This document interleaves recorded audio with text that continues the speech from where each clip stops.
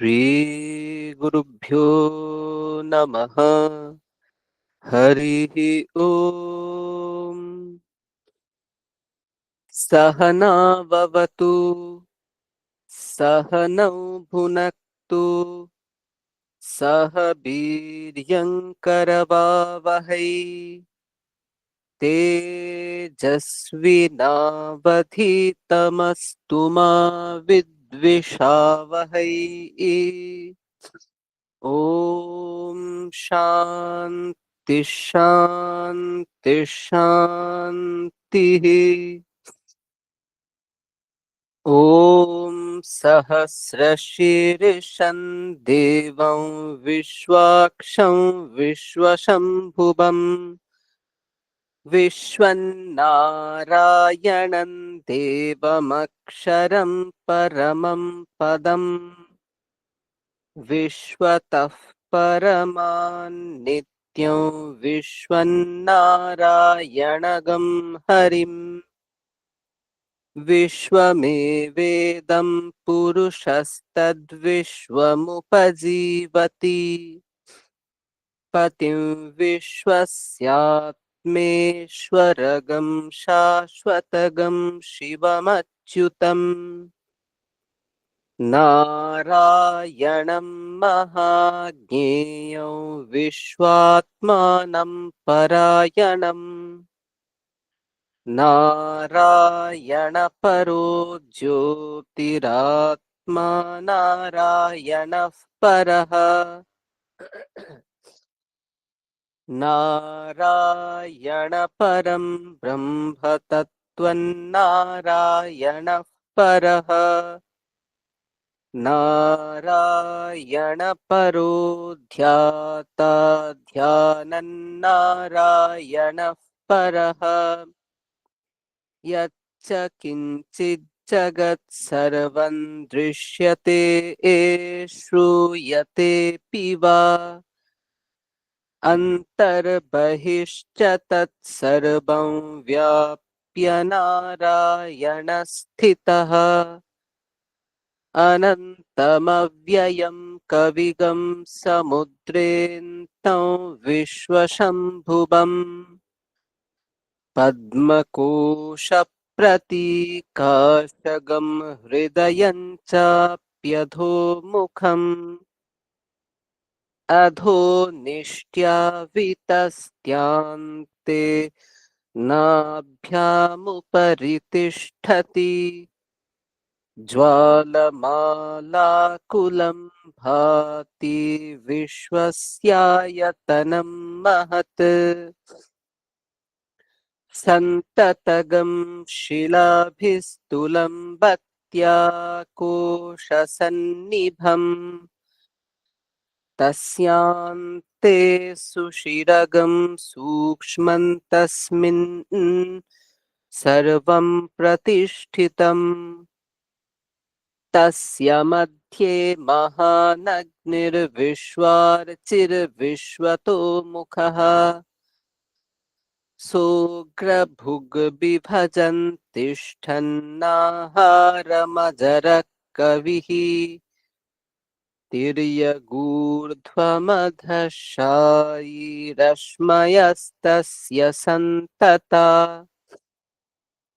सन्तापयति स्वं देहमापादतलमस्तकः तस्य मध्ये वह्निशिखा अणियोर्ध्वा व्यवस्थितः नीलतो यदमध्यस्थाद्विद्युल्लेखे वभास्वरा नीवारशूकवत्तन्वी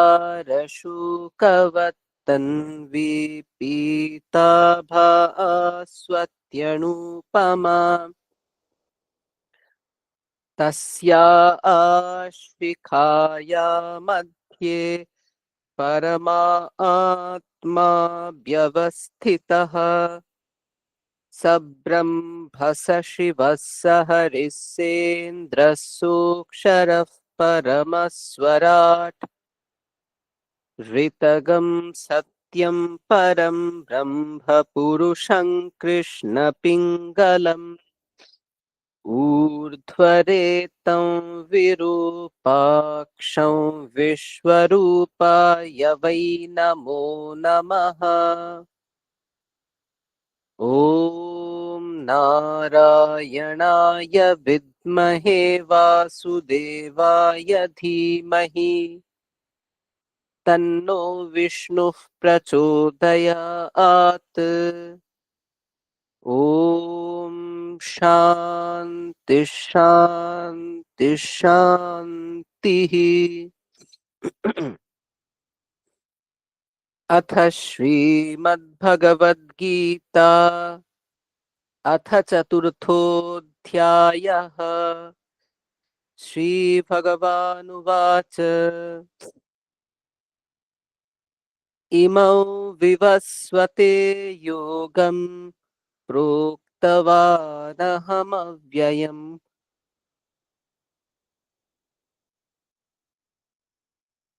विवस्वान्मनवे प्राह मनुरिक्ष्वाकवे ब्रवीत् एवं परम्परा प्राप्तम् इमं राजर्षयो विदुः सकाले नेह महता योगो नष्टः परन्तप स एवायं मया तेद्य योगः प्रोक्तः पुरातनः भक्तोऽसि मे सखा चेति रहस्यं ह्येतदुत्तमम्। अर्जुन उवाच अपरं भवतो जन्म परं जन्म विवस्वतः कथमेतद्विजानीयाम् त्वमादौ प्रोक्तवानिति। श्रीभगवानुवाच बहूनि मे व्यतीतानि जन्मानि तव चार्जुन तान्यहं वेद सर्वाणि न त्वं वेत्थ परन्तप अजोऽपि सन्नव्ययात्मा भूतानामीश्वरोऽपि सन् प्रकृतिं स्वामधिष्ठाय सम्भवाम्यात्ममायया यदा यदा हि धर्मस्य ग्लानिर्भवति भारत अभ्युत्थानमधर्मस्य तदात्मानं सृजाम्यहम् परित्राणाय साधूनां विनाशाय च दुष्कृताम् धर्म संस्थापनार्थाय संभवामि युगे युगे जन्म कर्म च मे दिव्यम् एवं यो वेत्ति तत्त्वतः त्यक्त्वा देहं पुनर्जन्म नैति मामेति सोऽर्जुन वीतरागभयक्रोधा मन्मया मामुपाश्रिताः बहवो ज्ञानतपसा पूता मद्भावमागताः ये यथा मां प्रपद्यन्ते तांस्तथैव भजाम्यहम् मम वर्त्मानुवर्तन्ते मनुष्याः पार्थ सर्वशः काङ्क्षन्तः कर्मणां सिद्धिं यजन्त इह देवताः क्षिप्रं हि मानुषे लोके सिद्धिर्भवति कर्मजा चातुर्वर्ण्यं मया सृष्टं गुणकर्म विभागशः तस्य कर्तारमपि मां विद्य भोक्तारमव्ययम् न मां कर्माणि लिम्पन्ति न मे कर्मफले स्पृहा इति मां योऽभिजानाति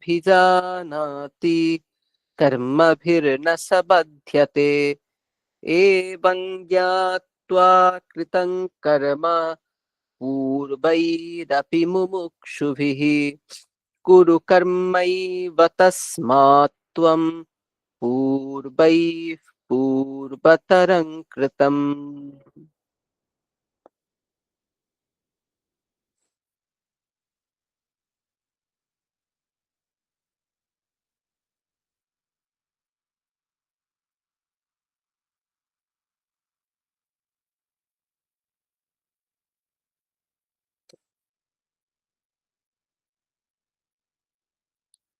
আজ মনন হবে শ্রীমদ্ ভগবত গীতার তৃতীয় অধ্যায়ের ৩৯ নম্বর শ্লোক।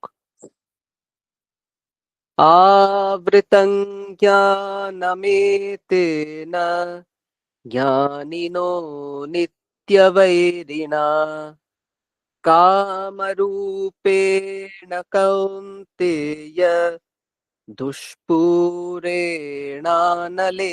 च। আবার পড়ছি। आवृतं ज्ञानमेतेन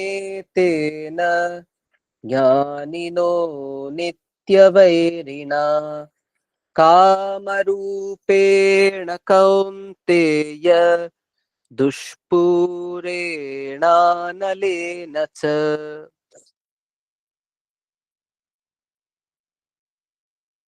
এর অর্থ হচ্ছে, কৌন্তেয়, হে কুন্তিপুত্র অর্জুন, এই কাম জ্ঞানীর চিরশত্রু, নিত্যবৈরী।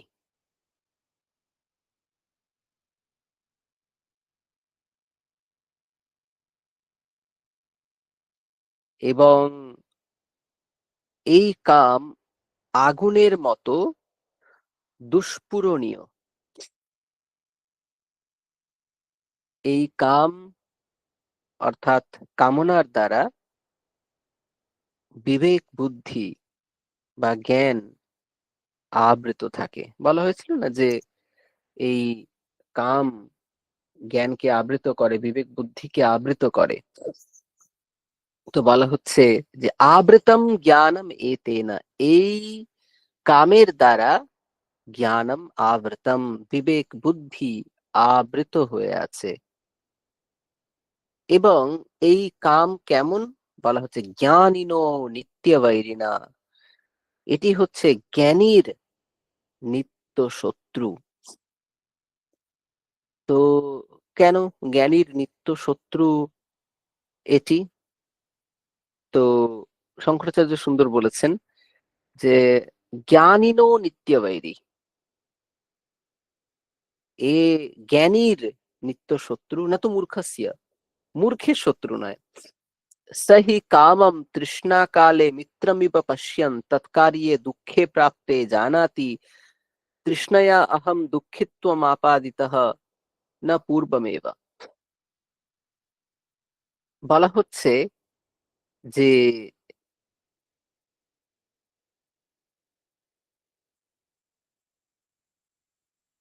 তৃষ্ণা কালে, যখন আমাদের কোন একটা বিষয়ের কামনা উৎপন্ন হয়েছে, তখন কামনাকে বন্ধুর মতো দেখি আমরা। হ্যাঁ, এটা চাই, ওটা চাই, এটা চাই, চাই চাই।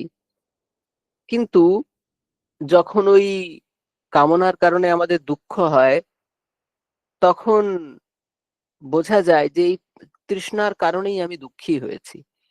যদি এটা আমি না চাইতাম, এর পেছনে না ছুটতাম, তাহলে আমার দুঃখটা হতো না কিন্তু। তো সুতরাং জ্ঞানী কি করে? জ্ঞানী রিপেন্ট করে, অনুতাপ করে এর জন্য। যে কোনো একটা কিছুতে হঠাৎ করে তৃষ্ণা বিশিষ্ট হয়ে তার পেছন পেছন ছুটতে লাগলো, সেটাকে অর্জন করার চেষ্টা করতে লাগলো, দিয়ে প্রচুর দুঃখ পেয়ে তার উপলব্ধি হয় যে তৃষ্ণার কারণেই আমি এই দুঃখিত হয়েছি। যদি আমি ওই কাম্য বিষয়ের পেছনে না ছুটতাম, আমার এই দুঃখ হতো না। কিন্তু মাঝে কি হয়ে যায়, অনেকটা সময় নষ্ট হয়ে যায়। তাই এটা জ্ঞানীর নিত্য শত্রু। এবং এই কাম কেমন বলা হচ্ছে, দুষ্পুরেণা অনলেনা চ। দুষ্পুরেণা, এর পূরণ করা যায় না, কামনার পূরণ হয় না।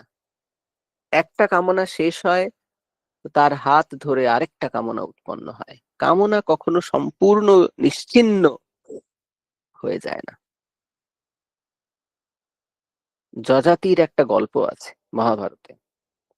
তার মৃত্যুকাল যখন উপস্থিত, তখন সে সন্তানদের কাছে যায়, বলে তোমাদের কারোর একজনের আয়ু আমাকে দাও, আমি সেটা নিয়ে আরো বাঁচতে চাই। তো তার ছোট ছেলে আয়ু তাকে সম্পূর্ণ সমর্পণ করে, সে আরো 100 বছর বাঁচে। এবং শেষে গিয়ে যেটা বলে সেটা খুব ইম্পর্টেন্ট, সেটা বলছে, না জাতু কামহ কামানাম উপভোগে না সাম্যতি। এই যে কাম্য বিষয়গুলোর যে বাসনা বা তৃষ্ণা উৎপন্ন হয়, সেটা কাম্য বিষয়গুলোর ভোগের মাধ্যমেই শান্ত হয়ে যায় না। তাহলে কি হয়? হবিষা ধূমবর্তমে বা ভূয় এব অভিবর্ততে। যেমন ধূমবর্তমা, আগুন, আগুনের ওপরে ঘি দিলে যেমন আগুনটা নিভে যায় না, বারবার বরং বৃদ্ধি পায়, ঠিক সেই রকম কামনার নিয়মই হচ্ছে, যত সে চরিতার্থ হবে তত কামনা উৎপাদন করবে। কামনা রক্তবীজের মতো, ও একেবারে নষ্ট হয়ে যায় না। জ্ঞান উৎপন্ন না হলে কামনা নষ্ট হওয়া কঠিন আছে। তো দুষ্পুরেণ, আরেকটা হচ্ছে অনলেন। অনলেন, অনল মানে সাধারণত আগুন, কিন্তু এখানে শঙ্করাচার্য খুব সুন্দর অর্থ করেছেন, দুষ্পুরেণ অনলেন চ। তো অনলেন, তার অর্থ শঙ্করাচার্য করছেন যে, তেন অনলেন ন অস্য অলম পর্যাপ্তিঃ বিদ্যতে। যার অলম বা পর্যাপ্তি নেই, অর্থাৎ যার শেষ নেই, এখানে গিয়ে পরিতৃপ্তি হবে এরকম পরিতৃপ্তির কোনো সীমানা নেই, তাই একে বলা হচ্ছে অনল। অনল মানে কি? অলম নেই যার, মানে পর্যাপ্তি, কোনো একটা সীমা নেই যার, তাকে বলা হচ্ছে অনল। তো এই কাম কেমন? দুষ্পুর, তাকে পূরণ করা যায় না। অনল, তার পর্যাপ্তি নেই। এবং এই কাম রূপ যে নিত্য বৈরী, যে দুষ্পুর, যে অনল, হে অর্জুন, এই কামের দ্বারাই কিন্তু জ্ঞান আবৃত হয়ে আছে, বিবেক বুদ্ধি আবৃত হয়ে আছে। জ্ঞানীর কিন্তু এ নিত্য শত্রু, এই কামনা। সুতরাং আমরা যদি সাধনার পথে যেতে চাই, তাহলে আমাদের কিন্তু কামনা পরিশুদ্ধি প্রথমত দরকার। কামনা পরিশুদ্ধি ব্যাপারটা কি? মানে আমরা তো একদম নিষ্কাম হয়ে যেতে পারবো না, সে ব্রহ্মজ্ঞান হলে তবে হবে। কিন্তু কি বিষয়গুলো চাইছি, সেইখানে যেন আমাদের দৃষ্টি থাকে, সেই চাওয়াগুলো যেন ভালো চাওয়া হয়। ভালো চাওয়া বলতে যেটা বোঝায়, সেটা হচ্ছে নিজের এবং সকলের কল্যাণের জন্য। কল্যাণ মানে এখন ভালো লাগছে, এখন প্রীতিকর, পরবর্তীকালে প্রবলেমেটিক, এমন নয়। যে এখন প্রীতিকর এবং ভবিষ্যতেও প্রীতিকর, অথবা এখন প্রীতিকর নয় কিন্তু তা আসলে সুদীর্ঘকালীন একটা ইতিবাচক ফলাফল আমার জীবনে দিয়ে যাবে। তো সেই রকম আমরা যেন কামনা বাসনা করি, আমাদের কামনা বাসনা যেন আরো অনেক গড সেন্ট্রিক হয়, ঈশ্বর কেন্দ্রিক হয়। তাহলে কি হবে? সেই বাসনা অনুসারে কর্ম প্রবৃত্তিও সেই রকমই হবে। ফলে আমাদের কামনা শুদ্ধি হওয়া প্রথমত প্রয়োজন। আর যেহেতু সমস্ত সমস্ত প্রবৃত্তি কাম পূর্বক হয়, অর্থাৎ আমার যে অ্যাক্টিভিটি ম্যাক্সিমামই কাম পূর্বক হয়ে থাকে। কাম মানে ডিজায়ার, কোনো না কোনো কিছু একটা ইচ্ছায় প্রবৃত্তি হয়ে থাকে। তাই কাম শুদ্ধি যদি হয়, তাহলে আমাদের ডেইলি অ্যাকশনেও কিন্তু পরিবর্তন আসবে। আর যত ডেইলি অ্যাকশনে পরিবর্তন আসবে, তত ভালো ভালো সংস্কার উৎপন্ন হবে। যত ভালো ভালো সংস্কার উৎপন্ন হবে, তত ভালো ভালো অভ্যাস হবে। যত ভালো ভালো অভ্যাস হবে, তত ভালো ভালো প্রবণতা হবে। ঠিক আছে? যত ভালো ভালো প্রোপেনসিটি, প্রবণতা হবে, তত ভালো চরিত্র নির্মাণ হবে। সুতরাং এই এই যে সামান্য একটু কামনার দিকে নজর রাখা, কামনা পরিশুদ্ধি, তার মাধ্যমে কিন্তু শুদ্ধ সুন্দর চরিত্র এবং শুদ্ধ সুন্দর জীবন তৈরি হয়। তো আমরা যেন আমাদের বাসনার দিকেও কিন্তু লক্ষ্য রাখি, আমাদের চাওয়াগুলো যেন আরো ওয়াইজ হয়, আরো প্রজ্ঞা যুক্ত হয়।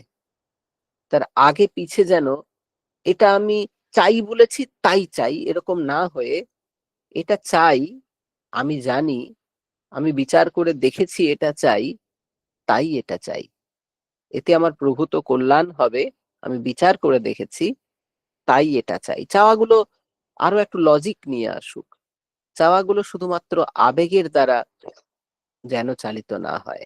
আমাদের চাওয়াগুলো আরো পরিশীলিত হোক, আমরা যেন আরো আরো ঈশ্বরের অভিমুখে আমাদের সমস্ত জীবনকে নিয়ে যেতে পারি। বেশ, এরপরে আপনারা প্রাত্যহিক ধ্যান, জপ, শরীরচর্চা ইত্যাদির মাধ্যমে আজকের সুন্দর দিন শুরু করুন। সকলকে সুপ্রভাত।